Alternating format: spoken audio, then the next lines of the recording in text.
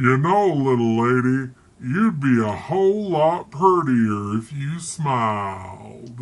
You know, sir, you'd be a whole lot prettier in a series of small plastic bags in my trunk. Whenever I hear a man tell a woman to smile, I think of this. Hello, Champagne Nightmares. Welcome back to my channel. Or if you're new here, I don't know how you found me, but I hope you'll stick around. Hit that subscribe button down below. Join the family. My name is Janessa, and I am North Dakota's trash queen of glam, geek, and gore. And today we are going to be talking about Smile and Smile 2. So I think that Smile is one of the best horror movies that has come out in the last few years. I think it's so well done. It's so good. We're going to talk about it. And I was really worried when I heard that they were doing a sequel. And when I saw the preview, I wasn't really sure. But you know what? I think it delivers, and we're going to talk about why. Let's get into it right now.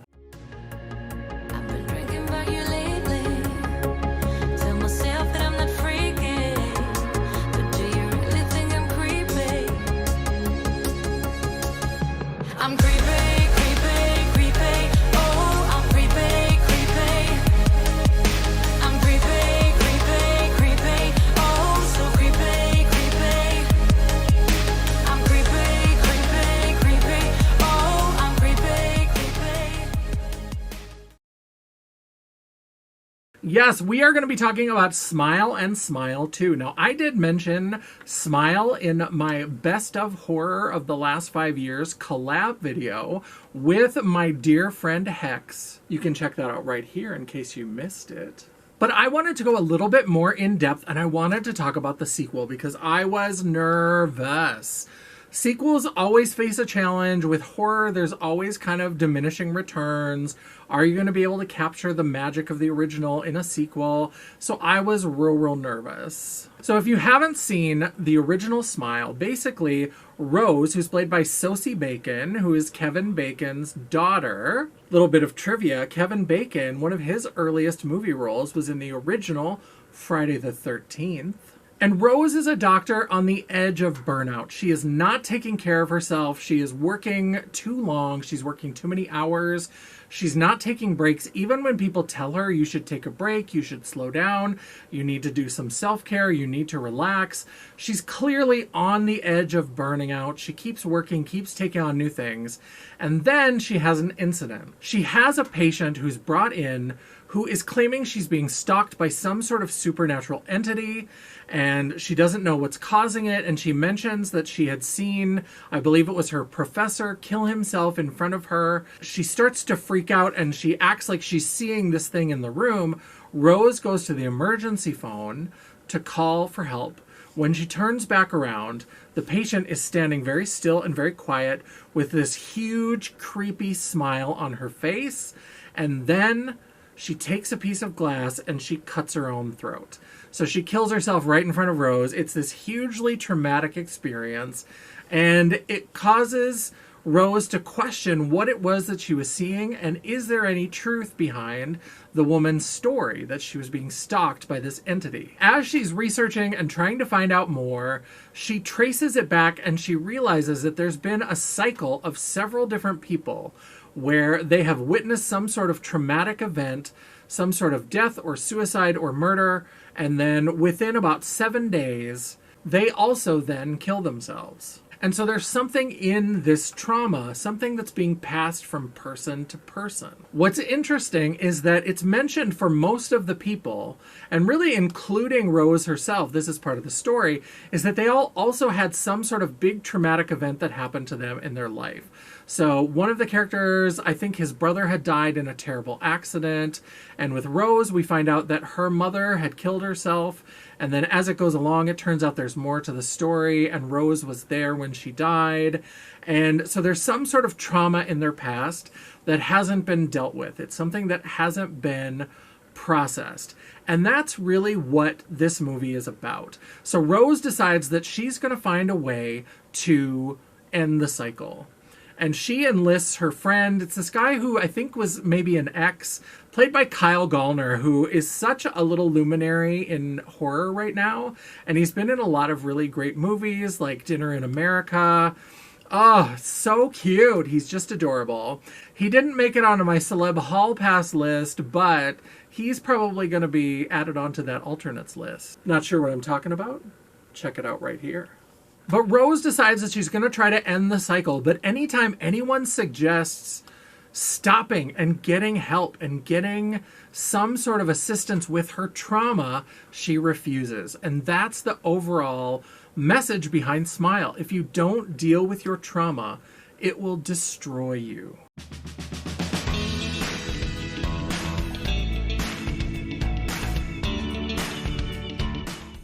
So she says she wants to end the cycle, but she refuses help. Anytime anyone suggests that she rest or that she care for herself or that she get some help, she refuses. She avoids those people. She refuses to set boundaries. And so you see this progression as she gets worse and worse. She sees this entity more and more often.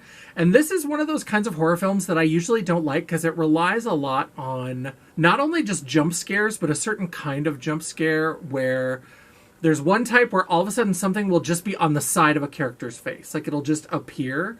If you think about, I think it's the movie Sinister, when you see the still image, it looks so stupid because the demon kind of looks like you ordered Darth Maul from the Star Wars movies on Temu. Like it just looks so cheesy. But as a like sight gag where this demon like appears from behind this guy's head, it's so scary. Or when you see something kind of in shadow a long ways away and then it starts coming towards you and eventually it like hurries up and like runs towards you. I hate that kind of horror. That's what Smile is, but I love this movie so much because of the messaging and the way that it's constructed that even I can forgive that. So I love this. And that's what happens is that she starts to see this entity. She's at a birthday party, and one of the women who's at this birthday party starts having this big smile. And at one point, she talks to her therapist, and all of a sudden her therapist like gets this big smile, and it's not really her therapist, it's actually this image that she has imagined. And so it's so creepy, but as she's going along, she just refuses to get any help. She says, I can handle this on my own. And that's really the message, is that sometimes things can't just be handled on your own, and that's okay. It's not an embarrassment. It's not anything to feel shame about. It's the fact that sometimes you just need help with these traumatic experiences. So in the end, she thinks she's handling it, and she actually thinks that she's won. Now, if you don't want any spoilers, these are both newer movies, so if you don't want any spoilers, go watch them and then come back, because now we're going to talk about sort of the resolution of the film, and we're going to get pretty deep into the sequel. But basically, she thinks she's handling it, and she sets the house on fire, and all of a sudden she just shows up at Kyle Gallner's apartment, and she's like, can I stay here, and all this kind of stuff. And she's telling him about how she finally faced it and she's moved on, and he's like in half shadow. And I was like, I know this is gonna get weird. Shit's gonna get weird. And all of a sudden he starts doing the big smile, and she runs away from him. She opens his apartment door, and she's back in the house that she was in. So she had gone back to her childhood home, and that's where she sort of finally faces the fact that when her mother committed suicide, she was there and she was in the room. And her mother, I think, had a history of mental illness, maybe of drug use, and she had taken a bunch of pills. And then she tries to get Rose to call the paramedics, and Rose doesn't, and her mother dies. So that's sort of the initiating trauma, is that her mother died in front of her and she didn't do anything to stop it. And so that's kind of what happens. And that is what leads this creature then, even though the inciting incident for the creature is this suicide in her office, it's really about the fact that she has this lingering trauma and she refuses to deal with it.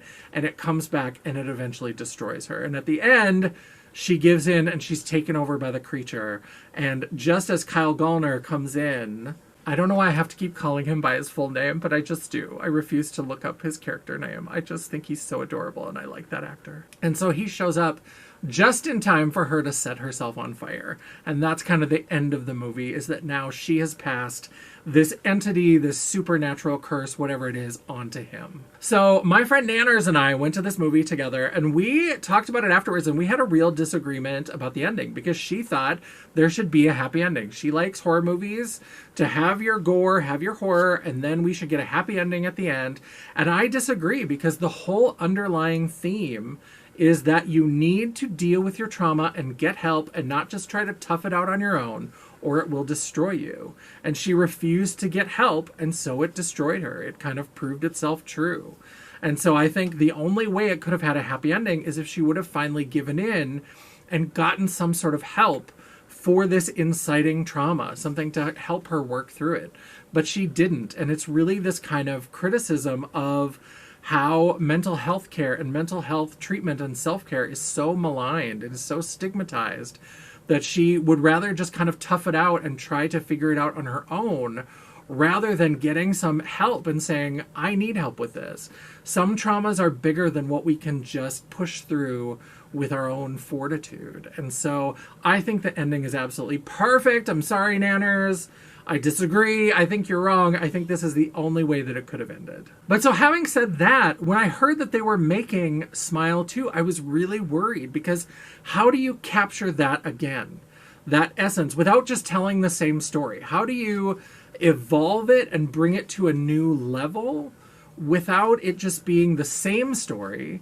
But then if it's all about this sort of trauma and dealing with it, how do you do that without making it where they kind of give people an out? You know, how do you do it in a way that doesn't just tell the same story, but also doesn't just let people off the hook that, okay, maybe you don't have to deal with your trauma. We'll find some other way.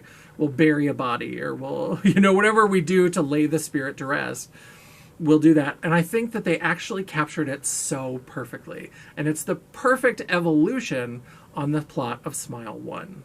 So now we get to Smile 2, and Smile 2 is all about Sky Riley, this rising pop star who is really kind of a star on the rise, and she's got this traumatic experience where she and her former boyfriend were in this traumatic car accident, and he died and she survived. So already we've got some trauma in her background, so that makes sense, right? Well, we get this little kind of opening scene with Kyle Gallner. He's back for the sequel, but only at the very beginning. Again, we're going full spoilers, so if you haven't checked out already, if you want to check out for Smile 2, this is the time.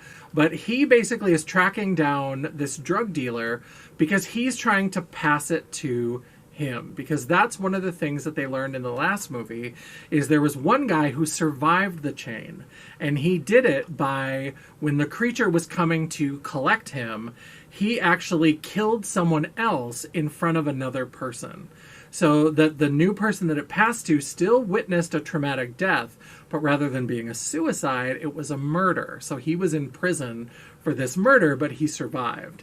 And so Kyle Gallner is a police officer, and so he knows about this drug dealer who's a terrible person. So he's like, great, I'll pass on this entity to him, and then that will take him out of the loop. It'll be great. That'll save me so that I won't have to die. And then this whole thing happens where he accidentally kills the drug dealer too early, and then there's this other, like, innocent kid there. And he tries to run away, and he ends up getting hit by a truck on the road. So he still dies, and this kid who's there was just trying to buy drugs is now the one who's traumatized. Well, it turns out that he is a drug dealer that has been supplying some kind of pain medication to Sky Riley, this pop star. So she has some lingering pain issues from this accident that she was in, and she's supposed to be off the painkillers. And so she's not doing, like, hard drugs or anything, but she's been going to this drug dealer to get pain relievers, muscle relaxants for her back. They're getting ready to go on this tour. They're going to tour her new album, and so she's got dance rehearsals, and her back keeps seizing up, and she's having all these problems. So she's going to him. Well, he's the person who's got this entity, so she ends up witnessing his death, and now it passes to her. And so we get the same sort of thing that we got with Rose in the last movie. And I was worried when I saw the trailer and saw that it was like a pop star. I was like, oh, this is going to be terrible. What are they doing? This is going to be so bad. And it actually is really, really clever, because of the ways that they sort of change it is that Sky Riley, number one, because she's in the public eye, it's harder for her to get away from these manifestations of the entity, because she'll be at autograph events and somebody will be coming up to her and will have the smile. And she doesn't know if it's just an awkward fan or if it's this creature that has created this manifestation. And so she starts having these run-ins, but it's hard for her to escape it. She also has this troubled friendship with someone named Gemma, who is played by Dylan Galula, who I love from Kimmy Schmidt. She was Xanthippe. I loved her in Kimmy Schmidt. I love whenever she pops up in anything. So she plays Gemma, who's this sort of estranged friend. And when things start happening, basically nobody's listening to her. Nobody will take her seriously when she tries to talk about what she's experiencing. And so she tries to reconnect with this Gemma and says, I really need you. Nobody has been closer to me than you have in the past. I know we had this falling out. I know it's so shitty of me to ask this of you. I need you to come back and see me. I need you here. I need you here with me to be my friend again. And so finally she agrees and comes to visit her. And that's what's really important about this evolution. Because in Smile, Rose refused to get any help. She refused to do anything to deal with her trauma. She refused to take any time to go see anyone. She would only go to her therapist to like get meds or try to like work through something else. It was never about really dealing with the underlying trauma. She refused. She's like, I'm not going to relitigate that, all this kind of stuff. In this film, Sky Riley is trying to tell everybody that she fucking needs help. She just keeps telling people like, I need help. I need to rest. Something is happening to me. Something is crazy. And you see how everybody just sort of ignores her and placates her, but is like, this tour is too important. Your album is too important. We've spent too much money on this. We've spent too much money on you.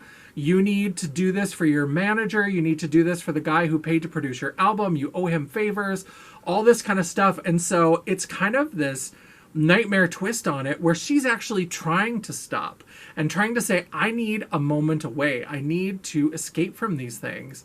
And so everybody just kind of placates her, and then she'll have an encounter with this creature, with this entity, and then it causes a hubbub, and then they're like, okay, we'll let you rest for the afternoon, but then we have dance rehearsals tomorrow. And so she's trying to tell them, like, things are not okay, and they just refuse to hear it because she is their meal ticket. Like, she is their way of making a living, and that's what they see her as. They don't see her as a person. They see her as this money machine. And so Gemma comes and they start to talk, and Gemma is there and is starting to like help her talk through this and try to figure out what's going on. And eventually this man like meets with her that knew somebody that was on the previous chain and all this kind of stuff. And there's all this stuff going back and forth.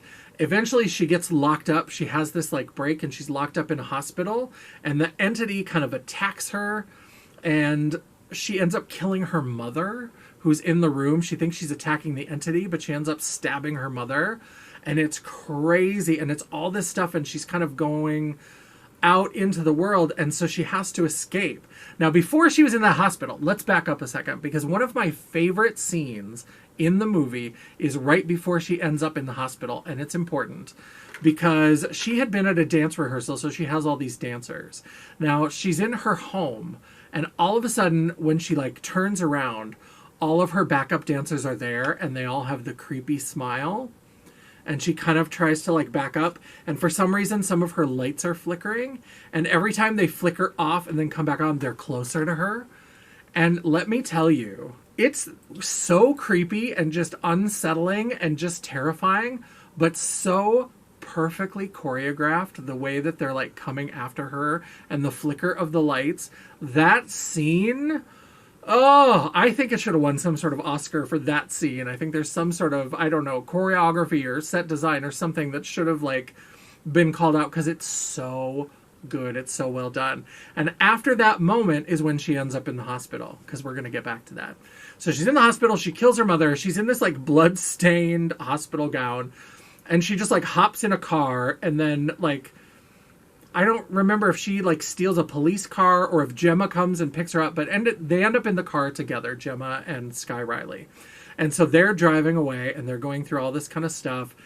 And they go to find this guy. He's got an idea of how he's going to get her to escape the chain, is that he's going to kill her, because that's how you stop the entity, is that one person dies and then it moves to the next. So he's like, if I can kill you when you're in a room by yourself, and then bring you back, then the entity won't be able to jump to anyone because there was nobody to pass the trauma to. So she's in this room. It's like an old Pizza Hut or something. It's really strange, but there's like a cooler so he can keep her body cold so that he can make sure she's dead before he revives her. And she gets attacked by the entity, and she has to escape. It's like this whole thing, and she gets back in the car with Gemma. And eventually there's all this whole rigmarole and all these shenanigans. And you find out that, kind of like in the first movie where Rose sets the house on fire and then ends up at Kyle's apartment, and then it turns out that that's all an illusion created by this entity. It turns out that everything that's happened since all of those backup dancers attacked her in her apartment has just been a fantasy, has just been an illusion. And Gemma, they're driving away and she gets the smile, and it's so fucking creepy. It's so awful. Oh, so good. I absolutely love it. So at the very end, how it all ends up is that she's on stage, and she thought she had kind of maybe gotten away from this. She got away from Gemma. As we know from the previous film, just because you think you are safe, it is not true. And so while she is performing, it's this live concert. So there are thousands of people in this like small arena, and that's when the entity attacks, and she ends up killing herself on stage, which means that she has now potentially passed this entity to everyone in that auditorium. And so I'm interested to see if they're going to do a Smile 3 and how they're going to kind of approach that.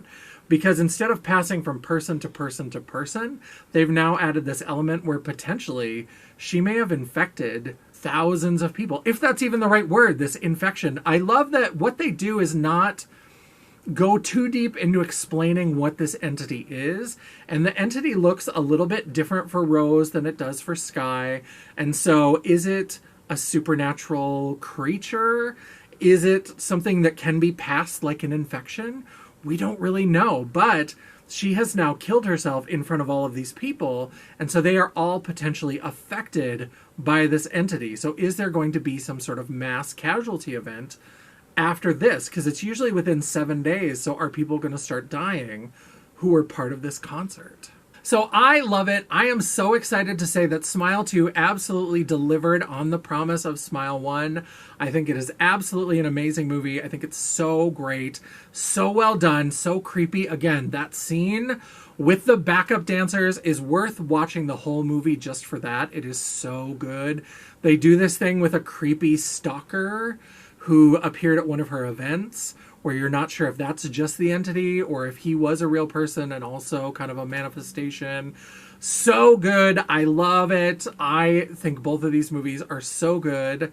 I can't watch them by myself. I have to have somebody around when I watch them because they creep me out. But I'm willing to sit through that kind of horror because I think the way that they did it and the way that they bring in the idea of trauma is absolutely perfectly executed. All right, that is the video about Smile and Smile 2. Let me know down in the comments below. Have you seen these movies? What did you think about them? What did you think about the message? Do you think that this approach to talking about trauma and how you need to sometimes get over your pride and ask for help and get outside professional help to work through some of these things? Do you think that they did a good job with it? Do you think they did it respectfully? Let me know your thoughts down in the comments below. While you're down there, don't forget to give me that thumbs up to tell me you liked this video, you liked my little horror deep dives. Or if you are like, why can't we all just get along? Why can't we just smile and make up? Let's go ahead and give me that thumbs down. It is all engagement. The algorithm isn't a picky bitch, and neither am I. And while you're down there, don't forget to hit subscribe and hit that bell icon so you'll be notified of all future uploads. I try really hard to make sure I have at least one video a week, and I try to sprinkle it among glam, geek, and gore. So there's a little bit of something for everyone. And if you're lucky, you might even get a bonus video. Ooh, smile-erific. If you'd like to chat, banter, or commiserate, all of my social media will be linked down in the description box below, including a link to my website, which might actually have a blog article about Smile as well. The World of Champagne at JanessaJaye.com. Thank you so much for watching. I love and appreciate all of you. I also really love the short film that Smile was based on. I think it's called Laura Doesn't Sleep, or Laura Hasn't Been Sleeping. I tried to find it on YouTube fairly recently, and I had trouble. I think it's been taken down. I was finding other things that were like commentary on it, but I wasn't finding the original. But that one is really good and really creepy, and it really kind of encapsulates a lot of what is really great about Smile. But Smile expands it out into a full movie, and the sequel is fantastic, and I'm just super excited to share more great horror with you. So I hope you enjoyed this as much as I did, and until I see you again, bye. If you'd like to chant band, just tell the same... I'm trying to get happy medium. Happy medium. And I think it looks like her mom, or it's all... I'm sorry about that. It had a song to it I didn't know. Well, hold on a second. Let me finish this shit. Since I did it anyway.